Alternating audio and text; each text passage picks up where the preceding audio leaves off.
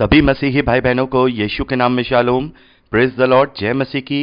Yeshu the saviour ministry और प्रभु यीशु मसीह में आपका भाई जेम्स आप सभी का इस बाइबल अध्ययन कार्यक्रम में एक बार फिर से बहुत बहुत स्वागत और परमेश्वर का धन्यवाद करते हैं। मेरे प्यारे भाई बहनों, हम अध्ययन कर रहे हैं गिनती की पुस्तक का। एक छोटी सी प्रार्थना के साथ आज के अध्ययन को हम शुरू करेंगे। हालेलुया। धन्यवाद पिता परमेश्वर, धन्यवाद करते हैं आपके अद्भुत रीति वाले प्रेम के लिए जो आपने अपने इकलौते पुत्र को देकर हम सभी पर प्रकट किया। धन्यवाद करते महान पिता परमेश्वर आपके अनुग्रह, आपके महान प्रेम, आपकी तमाम आशीषों के लिए।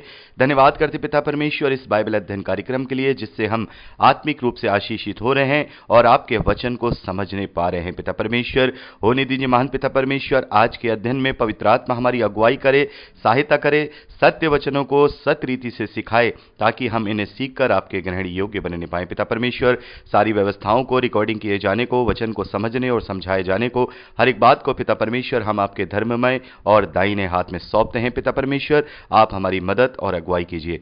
सारा आदर देते हैं, सारी महिमा देते हैं और इस प्रार्थना को यीशु के सामर्थ्य और पवित्र नाम में मांगते हैं, आमीन। मेरे प्यारे भाई बहनों, अब तक हमने गिनती की पुस्तक में उसका 14वां अध्याय कंप्लीट किया था। आज हम 15वें अध्याय पहले वचन से आगे का अध्ययन करेंगे।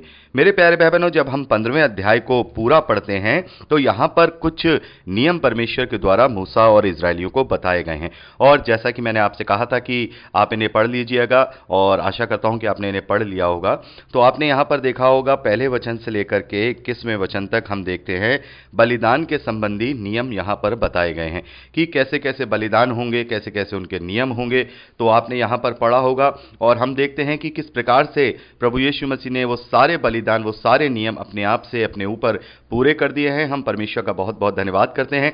तो इन्हें हम अपनी शिक्षा के लिए पढ़ सकते हैं, अपनी जानकारी के लिए पढ़ सकते हैं कि कैसे अद्भुत रीति से परमेश्वर ने हमें इन तमाम आडंबरों से छुड़ाया है, इन तमाम जो शारीरिक व्यवस्थाएं हैं उनसे छुड़ाया है और एक ही बार के बलिदान के द्वारा उसने हमें अनंत काल के लिए पापों से छुटकारा दे दिया है। हम परमेश्वर का बहुत बहुत धन्यवाद करते हैं और इसके विषय में परमेश्वर का धन्यवाद है। हमने इब्रानियों की पत्री में बहुत अच्छे से हमने इसका अध्ययन किया है कि कैसे वो एक महायाजक है, कैसे वो एक बलिदान है, कैसे उसके पवित्र लहू के द्वारा नई वाचा के तहत हम सबके पापों की क्षमा हुई है। तो यहाँ पर बलिदान संबंधी नियम है, अगर आपने पढ़े हुए हैं तो बहुत अच्छी बात है। इसमें कोई भी ऐसी बात नहीं है जिन्हें हम बार बार दोहराएं क्योंकि इसके विषय में हम बहुत ही अच्छे से पहले भी बात कर चुके हैं। तो आपने इन्हें पढ़ लिया है तो बहुत अच्छी बात है, अगर नहीं पढ़ा है तो समय निकाल करके ज़रूर पढ़ लीजिएगा। 22वें वचन से लेकर के हम 31वें वचन तक पढ़ते हैं। तो यहाँ पर जो अनजाने में किए गए पाप हैं ये इजरायलियों के लिए व्यवस्था है। मेरे प्यारे भाई बहनों, ये जो जितनी भी व्यवस्था यहाँ पर हम व्यवस्था विवरण में या फिर गिनती की पुस्तक में या लय व्यवस्था में या उत्पत्ति की पुस्तक में, उत्पत्ति की पुस्तक तो नहीं, निर्गमन की पुस्तक तक, ये चारों जो पुस्तकें हैं, उत्पत्ति की पुस्तक तो समस्त मानव जाति के लिए है ताकि उसमें हमें सारा जो इतिहास है वो पता लगता है। लेकिन निर्गमन की पुस्तक से हम देखते हैं कि एक नया अध्याय शुरू होता है। वो केवल इजरायलियों यानी कि याकूब की संतानों और उसके वंशजों के लिए ही वो सारी प्रतिज्ञाएं और वो सारी बातें हैं। लेकिन एक तरीके से जैसे मैंने आपको समझाया था कि इजराइल से जो भी परमेश्वर ने प्रतिज्ञाएं की हैं, चाहे वो प्रतिज्ञा का देश हो, चाहे वो और दूसरी बातें हों, वो सब शारीरिक रूप से की गई थी लेकिन उसका प्रतीकात्मक रूप अभी आने वाला था और वो अपने पुत्र के द्वारा इस धरती के साथ उसका आत्मिक रूप नई वाचा के साथ देने वाला था, जिसे हम जानते हैं। परमेश्वर का धन्यवाद है। पौलुस कहते हैं कि पुराने के समय में यानी कि व्यवस्था में ये सारी चीज़ों का भेद नहीं खोला गया था, लेकिन जो स्वर्ग से उतरी रोटी है, जो स्वर्ग से आया है, उसने हमें स्वर्ग की सारे भेद और स्वर्ग की सारी सच्चाई बता दी है। तो हम परमेश्वर का धन्यवाद करते हैं कि जितने मसीह विश्वासी हैं वो सब इन तमाम व्यवस्थाओं से छूट गए हैं। जैसे अब यहाँ लिखा है कि अनजाने में किए गए पापों के विषय में यहाँ पर नियम बताए गए हैं। 22वें वचन से लेकर 31वें वचन तक हम देखते हैं कि उन्हें बार बार बलि चढ़ानी पड़ती है, बार बार कोई कुछ करना पड़ता है, शारीरिक अनुष्ठान करने पड़ते हैं। लेकिन यहाँ पर केवल पाप के अंगीकार को ही बड़ा बताया गया है। मसीह विश्वास में हम देखते हैं केवल सच्चे प्रायश्चित को ही बड़ा बताया गया है और जिस घड़ी हम सच्चा प्रायश्चित करते हैं, चाहे हम कोई गलती कर ले, प्रभु को ग्रहण करने के बाद भी यदि हमसे कोई गलती हो जाती है या प्रभु के विरोध में कोई कार्य हो जाता है तो उसके लिए हमें अब बार बार कहीं जाके कोई बलि नहीं चढ़ानी है, कोई पश्चाताप का अन्य बलि या मेल बलि नहीं चढ़ानी है, बल्कि हमें केवल अपने हृदय का पश्चाताप करना है, अपने टूटे और पिसे हुए मन को परमेश्वर के चरणों में अर्पित करना है। यही सच्चा अंगीकार और सच्चा पाप का प्रायश्चित होता है। तो मेरे प्यारे भाई बहनों, इस प्रकार से हम यहाँ पर अनजाने में किए गए पाप जो इजरायलियों के द्वारा किए जाएंगे, उनका क्या क्या नियम है, वो यहाँ हम 22वें वचन से लेकर 31वें वचन तक पढ़ते हैं। और यहाँ पर जो इंपॉर्टेंट बात है वो यहाँ हम 32वें वचन से लेकर के 36वें वचन तक पढ़ते हैं, जो कि शब्द के नियम के उल्लंघन के दंड के विषय में यहां बताया गया है। हम यहां पर देखते हैं कि अभी तक जो शब्द का जो उल्लंघन था, शब्द को ना मानने का उल्लंघन था, उसका कोई दंड अभी तक इजरायलियों को नहीं बताया गया था। तो यहां पर हम देखते हैं कि एक व्यक्ति है, वो शब्द के दिन काम करता हुआ पाया गया, तो उन लोगों ने एक हवालात बनाई हुई थी, एक जेल बनाई हुई थी, उसमें वो डाल दिया करते थे। तो वहां पर अब परमेश्वर के द्वारा मूसा को शब्द के दिन को ना मानने की जो दंड है वो क्या है यहां पर बताया गया है। और हम यहां पर देखते हैं कि शब्द को ना मानने वालों को पूरी मंडली में से बाहर, छावनी के बाहर निकाल करके उन्हें पथरवा करके मार दिया जाए। तो मेरे प्यारे भाई बहनों, यहां पर हम देखते हैं कि शब्द को ना मानने की जो यहां सजा है परमेश्वर की ओर से इजरायलियों के लिए, वो ये है कि उन्हें पथरवा करके मार दिया जाए। तो हम परमेश्वर का बहुत बहुत धन्यवाद करते हैं कि किस प्रकार से परमेश्वर प्रभु यीशु मसीह ने हमें इन चीजों से भी आजाद किया है।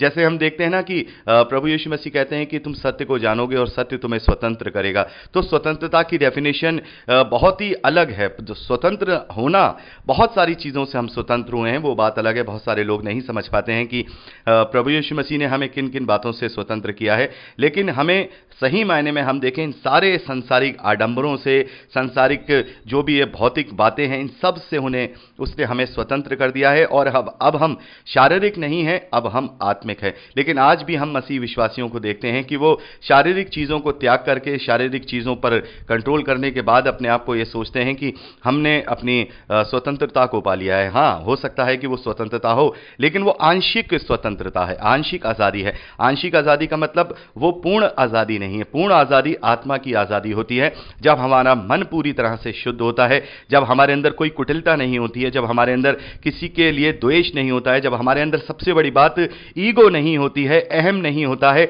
और हम अपने आप को पूरी रीति से आत्मिक तौर पे अपने आप को दीन कर देते हैं, तब सही मायने में हम देखते हैं कि सही मायने में हम पूरी रीति से स्वतंत्र होते हैं। तो मेरे प्यारे भाई बहनों, हम परमेश्वर का धन्यवाद करते हैं कि उसने हमें इन सारे आडंबरों से स्वतंत्र कर दिया है। मान लीजिए आज भी अगर हम व्यवस्था के बंधन में फंसे होते, या फिर जैसा बहुत सारे लोगों ने चाहा था, उस वक्त यहूदियों ने चाहा था कि मसीह को अगर हम प्रचार कर रहे हैं तो व्यवस्था का भी प्रचार किया जाए, तो और शब्द के दिन का भी प्रचार किया जाए, फसह के पर्व का भी प्रचार किया जाए, जो आजकल बहुत सारे जो शैतान के रूप में जो उसके पीछे चलने वाले सेवक हैं, धर्म के सेवकों जैसा रूप धरकर नए नए कल्ट और नए नए डिनोमिनेशन बना रहे हैं, वो इस बात का प्रचार कर रहे हैं कि हमें सब्त का दिन मानना चाहिए, वो सदा की विधि है, हमें फसह का पर्व मनाना चाहिए, वो सदा की विधि है। लेकिन वो लोग ये नहीं जानते कि अब परमेश्वर का धन्यवाद है कि परमेश्वर ने इन अंत के दिनों में बहुत ही अच्छी तरह से लोगों के मनों में पवित्र आत्मा के द्वारा पवित्र शास्त्र का ज्ञान दे दिया है, और वो जानते हैं कि अब ये सारी चीज़ें हम पर लागू नहीं होती और हम इन सब से आज़ाद हो गए हैं। और ये जो बातें थी वो केवल यहूदियों के लिए थी, और पहली वाचा के तहत ये सारी बातें थी। अब नई वाचा के तहत कोई भी बात नहीं होती है। मेरे प्यारे भाई बहनों, उसके विषय में हम पहले भी बहुत बार बात कर चुके हैं, लेकिन जब हम किसी बात को पढ़ते हैं तो उसका एक बार फिर से थोड़ा ओवरऑल अध्ययन करना भी जरूरी होता है। तो यहां पर हम परमेश्वर का धन्यवाद करते हैं कि 36वें वचन तक हमने देखा कि पथरवा करके, सब्त का दिन ना मानने वाले को पथरवा करके मार डाला जाता था। या आज भी इजराइल में ये भी कानून है या नहीं मैं नहीं जानता, क्योंकि कानून तो वही है, व्यवस्था तो वही है, लेकिन आज भी अगर हम देखेंगे, अगर कोई सब्त का दिन ना माने तो उसे पथरवा कर देने की आज्ञा यहाँ इजरायलियों के लिए व्यवस्था में दी गई है। तो यहाँ पर हम देखते हैं 37वें वचन से लेकर के 41वें वचन तक एक स्मरण कराने वाली झालर के विषय में हम देखते हैं, और हम देखते हैं कि जो इजरायली हैं वो इस झालर को, या एक फीता टाइप की जो एक चीज़ होती थी, हम कहें ताबीज़ टाइप की चीज़ होती थी, जिसके विषय में हमने मत्ती के सुसमाचार 23वें अध्याय में पढ़ा है।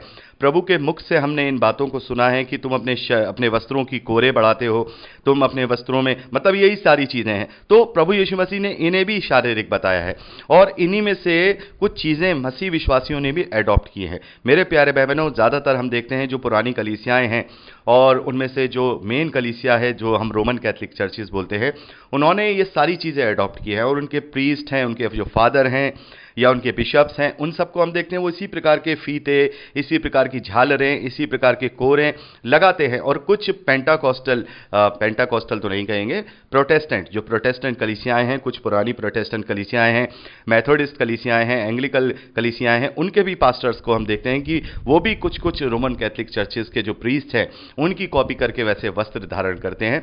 तो ये सारी चीजें किसको दर्शाती हैं? ये सारी चीजें शरीर को दर्शाती हैं, क्योंकि यहां ये नीला फीता देख करके परमेश्वर की जो आज्ञाएं हैं उन्हें स्मरण करते थे, क्योंकि इन्हें लिखित व्यवस्था दी गई थी। एक लिखी हुई किताब में एक व्यवस्था दी गई है, जिसे कागज और पेन पे या फिर एक चमड़े के पत्र पर किसी कलम से लिखा जाएगा। लेकिन जैसे पौलुस हमसे कहते हैं कि मसीह विश्वासियों को अब ऐसी व्यवस्था नहीं दी गई है जो लिखित हो, बल्कि वो हमारे हृदय रूपी पट्टियों पर लिखी गई है, और उसे लिखने वाला कोई और नहीं, केवल पवित्र आत्मा है। और वो उसी समय हर बात के लिए हमें निरुत्तर कर देता है, हमें बता देता है कि क्या परमेश्वर की दृष्टि में सही है और क्या परमेश्वर की दृष्टि में सही नहीं है। तो फिर हमें, जब हम पवित्र आत्मा की अधीनता में हैं, पवित्र आत्मा ने हमारे मन में वो व्यवस्था लिखी है, प्रेम की व्यवस्था, विश्वास की व्यवस्था, तो फिर अब हमें इन शारीरिक चिन्हों की जरूरत नहीं है। जैसा कि मैं आपसे बात कर रहा था कि कुछ कलीसियाओं ने कुछ चिन्ह लिए हुए हैं, और वो लोग अपने गले में क्रॉस को टांग करके रखते हैं। और रोमन कैथोलिक चर्चेज में तो बाकायदा ऑल्टर्स होते हैं, ऑल्टर्स में मदर मैरी हैं, बेबी जीसस हैं, उन सब का बाकायदा स्टैच्यू होता है, वहाँ पर कैंडल स्टैंड होता है, सारी चीज़ें होती हैं, वहाँ बाकायदा कैंडल जलाई जाती है। और उन्हीं की तर्ज पर हम देखते हैं, उन्हीं की समानता में हम कुछ जो प्रोटेस्टेंट कलीसियाएं हैं उनके घरों में भी ऑल्टर देखते हैं। लेकिन फ़र्क यह है कि उनके ऑल्टर्स जो हैं, उनके ऑल्टर का मतलब आप जानते हैं, वेदी। उनकी जो घरों की ऑल्टर्स हैं या उनके चर्चिस के ऑल्टर्स हैं, भले ही वहाँ मूर्तियाँ नहीं पाई जाती, लेकिन वहाँ पर हम एक लकड़ी के क्रॉस को ज़रूर देखेंगे। और बहुत लोग उस क्रॉस को अपने गले में भी लटका के घूमते हैं, बहुत सारे लोग अपने क्रॉस को वो सारी चीज़ें करते हैं। क्रॉस एक मसीही सिंबल ज़रूर है, लेकिन क्रॉस हमारे लिए महत्वपूर्ण नहीं है। क्रॉस एक मसीही सिंबल ज़रूर है, और उसे अपने आप से अलग करना बिल्कुल गलत होगा। वो हमेशा हमारे लिए मसीह विश्वासियों के लिए वो एक सिंबल बना रहेगा। लेकिन cross is not everything. Cross हर चीज़ नहीं है। जैसे कि हम अगर क्रॉस को याद करके या अगर हम क्रूस की मृत्यु को याद करेंगे तो ये हमारे लिए कहीं ना कहीं फिजिकल हो जाना होगा। तो वो क्रॉस एक सिंबल तो है कि जहाँ क्रॉस लगाए तो उसका मतलब ये है कि भाई ये मसीह का स्थान है, मसीह की जगह है, तो उसके लिए हम इस्तेमाल करें। लेकिन क्रॉस को इतना बड़ा महत्व दे दे, जैसे यहाँ पर हम देख रहे हैं कि झालरों को टांग रहे हैं वो लोग, उन्हें बताया जो इजरायली हैं, तो उन्हें शरीर की व्यवस्था दी गई है, शारीरिक व्यवस्था दी गई है, तो वो शारीरिक सिंबल देख रहे हैं। मसीह विश्वासियों के लिए सबसे बड़ा सिंबल पवित्र आत्मा है, सबसे बड़ी छाप पवित्र आत्मा है, सबसे बड़ा बयाना पवित्र आत्मा है। पौलुस कहता है कि मसीह विश्वासियों को बयाने के रूप में आत्मा दिया गया है। तो हमारे लिए बहुत बड़ी बात है। ये एक क्रॉस हमारे लिए चिन्ह तो ठहर सकता है, लेकिन हमारे लिए इससे बढ़कर और कोई दूसरी चीज़ नहीं है, क्योंकि क्रॉस से ये हम समझते हैं कि प्रभु यीशु मसीह का ये स्मरण है कि प्रभु यीशु मसीह इस पर चढ़ा था। तो एक तरीके से क्रॉस हमारे लिए महत्वपूर्ण नहीं है, उस पर जो बलिदान हुआ है प्रभु यीशु मसीह निष्कलंक मेमना, वो हमारे लिए ज़्यादा महत्वपूर्ण रखता है। तो मेरे प्यारे भाई बहन, उस प्रकार से हम परमेश्वर का बहुत बहुत धन्यवाद करते हैं कि तमाम बलिदानों से उसने हमें आज़ाद किया है। हम स्वतंत्र हैं, और हमारे हृदय रूपी पट्टियों पर पवित्र आत्मा के द्वारा उसने प्रेम की व्यवस्था, विश्वास की व्यवस्था, जो प्रभु यीशु मसीह के बेशकीमती लहू के द्वारा सिग्नेचर की गई है, उसके द्वारा उसे वो हमारे हृदय पर लिखता है। इसलिए हमें किसी फीते की, हमें किसी क्रॉस को लटकाने की, किसी ऑल्टर की ज़रूरत नहीं है, क्योंकि हम स्वयं अब परमेश्वर के आत्मा का मंदिर हैं, जैसा पौलुस हमसे 1 कुरिन्थियों 3 अध्याय 16वें वचन में कहते हैं। तो मेरे प्यारे भाई बहनों, यहाँ पर आप 15वें अध्याय को पर्सनली रूप से अध्ययन कर लीजिएगा, और बहुत ही इंपॉर्टेंट अध्याय है। अब हम आगे 16वें अध्याय में पढ़ेंगे, जहां पर हम कोरह के विद्रोह के विषय में देखेंगे। कोरह का नाम आपने पहले भी सुना होगा, जब हमने यहूदा की पत्री को पढ़ा था, तो वहां पर हम देखते हैं कि यहूदा ने 3 बिब्लिकल कैरेक्टर्स को भ्रष्ट जो प्रचारक हैं या जो झूठे जो प्रचारक हैं, झूठे जो भविष्यवक्ता हैं, उनके लिए इस्तेमाल किया था। उनमें से एक कोरह भी था। उसने वहां पर जो 3 कैरेक्टर इस्तेमाल किए थे। सबसे पहला केन वहां पर इस्तेमाल किया था कि वो केन, बिलाम और कोरह जैसे हो गए हैं। और मैंने आपको बहुत अच्छे से एक्सप्लेन किया था कि केन किसको रिप्रेजेंट करता है। केन वहां पर हम देखते हैं घमंड को और जेलेसी को रिप्रेजेंट करता है, जो कि आजकल बिल्कुल 99% प्रचारकों में पाई जा रही हैं। भले ही वो विद्वान हो, भले ही वो अच्छे प्रचारक हो, लेकिन उनके अंदर केन जैसी चाल यानी घमंड और जेलेसी पाई जा रही है। और दूसरा वहां हम बिलाम के विषय में हम पढ़ते हैं। बिलाम के विषय में भी मेरे प्यारे भाई बहनों, अभी हम आगे पढ़ेंगे 22वें अध्याय से। बिलाम कौन है, उसका क्या करैक्टर है, बहुत अच्छे से हम यहाँ विस्तार पूर्वक गिनती की पुस्तक में पढ़ेंगे। और बिलाम का वहां पर हमने देखा था, जो बिलाम है वो पैसे का लालची था और उसने पैसे के लिए परमेश्वर की आज्ञा को उल्लंघन कर दिया। और ये भी हम देख रहे हैं कि 90% जो प्रचारक हैं, जो मसीह विश्वासियों के जो सेवक हैं, वो बिलाम जैसी चाल चल रहे हैं। वो केवल अपने लालच में ही पड़े हुए हैं। पहला ईगो में पड़े हैं, भले ही लालच में ना हो, पैसे में ना हो, लेकिन ईगो उनमें है, वो केन के जैसे हैं। ईगो है उनके अंदर, घमंड है, ईर्ष्या है, वो केन जैसे हैं। बिलाम जैसे जो लालची हैं, पैसों के लालची हैं। और यहां जो तीसरा कैरेक्टर यहूदा की पत्री 11वें वचन में हमने पढ़ा था, क्योंकि यहूदा की पत्री में केवल एक ही अध्याय है, तो उसमें 11वें वचन में पढ़ते हैं, तो वहां पर कोहरा के विषय में बताया है। तो ये कोहरा कौन है? ये कोहरा वो है जिसने मूसा का विरोध किया, बल्कि मूसा का नहीं, परमेश्वर की व्यवस्था का विरोध किया। तो अगले रिकॉर्डिंग में हम इसी के विषय में अच्छे से अध्ययन करेंगे। प्रभु आपको आशीष दे। Praise the Lord.